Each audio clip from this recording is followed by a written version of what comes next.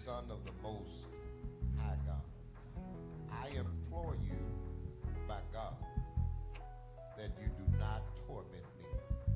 For he said to him, come out of the man, unclean spirit. Then he asked him, what is your name? And he answered, saying, my name is Legion, for we are many. Also he begged him earnestly that he would not send them out of the country. Now a large herd of swine was feeding there near the mountains. So all the demons begged him, saying, send us to the swine that we may enter them. Verse 13 says, and at once Jesus gave them permission. Then the unclean spirits went out and entered the swine. There were about 2,000. And the herd ran violently down the steep place into the sea and drowned in the sea. May the Lord add a blessing to the readers, to the hearers, and to the doers of his holy and righteous and certainly his uncompromising word.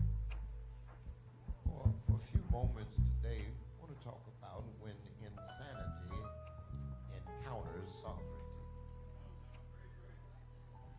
When insanity encounters sovereignty.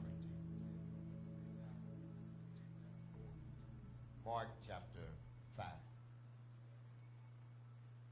has been called by one commentator the Bible home for incurables. 3 cases here in chapter 5 which are absolutely, humanly speaking, incurable. First, there's a demonic man, and that's what we want to talk about today. Secondly, in chapter 5, there's a diseased woman. Then thirdly, there's a dead girl. Now, all of these with praying power. And the sovereignty of God is able to yet do anything but fail. Is there a witness here? These 3 incurable cases that no one could revivify. But it was just so happens that Jesus is coming through. And saints, you may not be dealing with any of these cases, but you ought to be glad that whatever the case, whatever the issue, whatever the consequence in your life, Jesus is still coming through. And I got good news for somebody today. Just so happens that Jesus is in the Oak Cliff area. Listen, just think with me. If we had the opportunity somehow to see this type of sickness today, check this out. The man, if we saw him, we would assign him to some mental institution. This woman would be assigned to a terminal care unit. She'd be on hospice care. And this little girl would be carried to Golden Gate and placed there for burial in a cemetery.